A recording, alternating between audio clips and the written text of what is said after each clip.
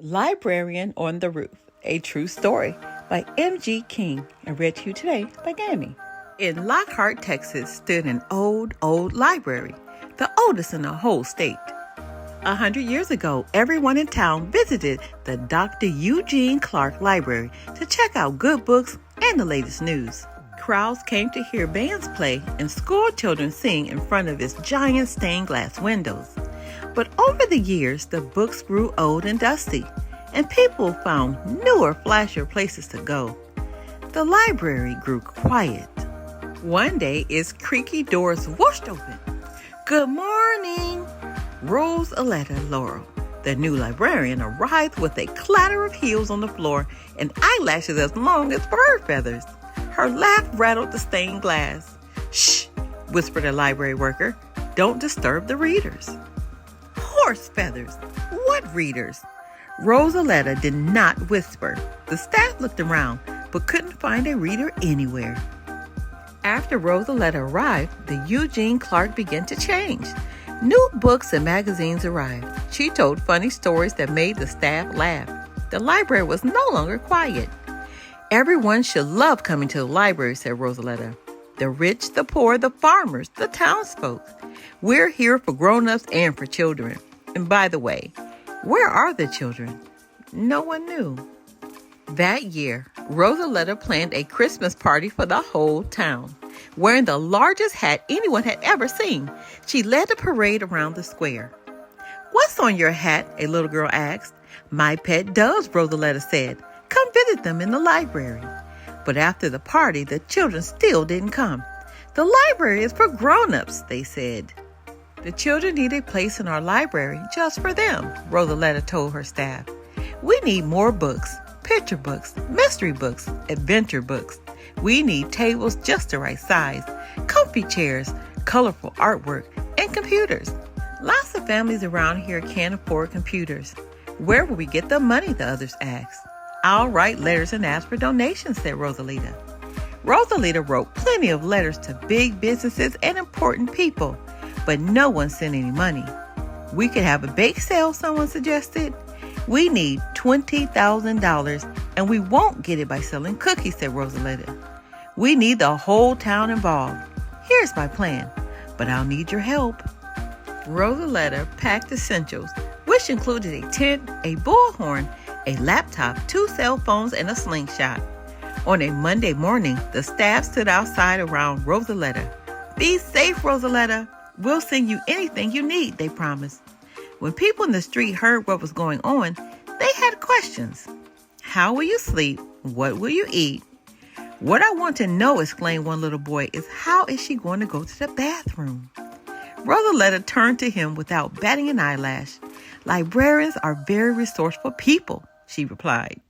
Then Rosaletta stepped into the bucket of the electric company truck. Up, 50 feet up. She stepped out of the bucket onto the roof. A city official came by. Startled to find the town librarian on the roof, he shouted, "Miss Laurel, we pay you to be inside the library, not on top of it. What are you doing?" She pulled out her bullhorn and addressed the gathering crowd. "I will stay on this roof until we have raised enough money for our children's section." News spread. After school, the children came to see Rosaletta perched there. The other librarians never camped on the roof, they said. Rosaletta launched water balloons with her slingshot while the children danced and played all afternoon on the library steps. In the evening, she blew them kisses and disappeared inside the tent. When the staff returned on Tuesday morning, Rosaletta already sat outside, working on her reports. They put her breakfast in a bucket, and she pulled it up, 50 feet up. She ate blueberry muffins while the birds sang in the treetops below. The town official came by again. "Rosaletta, stop this nonsense right now. We are a respectable town. We simply cannot have librarians falling off the roof." "Horse feathers! Respectable towns have libraries filled with children." Rosaletta didn't budge. High school band played and the cheerleaders cheered. Visitors and reporters arrived from everywhere to see Lockhart's daring librarian. The storekeepers and the hotel owners came to thank Rosaletta for bringing them business. They all left donations.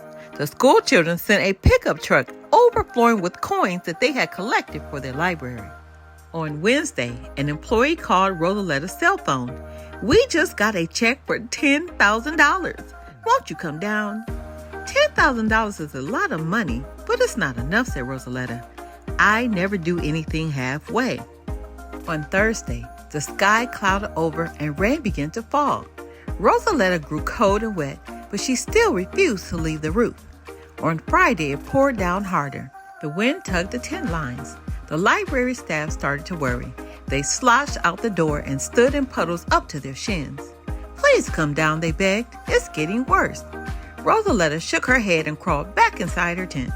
Saturday afternoon, the sky turned green and the wind shifted. The news stations warned of tornadoes. The whole town of Lockhart feared for their beloved librarian. All night long, great gusts blasted across the roof. Rosaleta held onto the slippery rail with all her might. On Sunday morning after the storm, everyone rushed outside. "Rosaleta, are you still up there?" "Of course," she said. "A librarian always stays on top of things." "You did it," someone yelled. "We have over $39,000, all for the children's area of our library." The crowd cheered for Rosaleta. Rosaleta climbed into the electric company bucket. Her clothes dripped and her eyelashes drooped, but she smiled at all who greeted her on her way back down. "You mean we did it," she said. "The whole town together."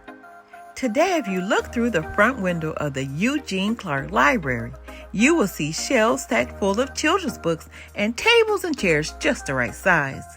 You will see artwork on the walls and a row of busy computers. Best of all, you will always find crowds of children who love to read and learn inside the walls of the oldest library in Texas. The end.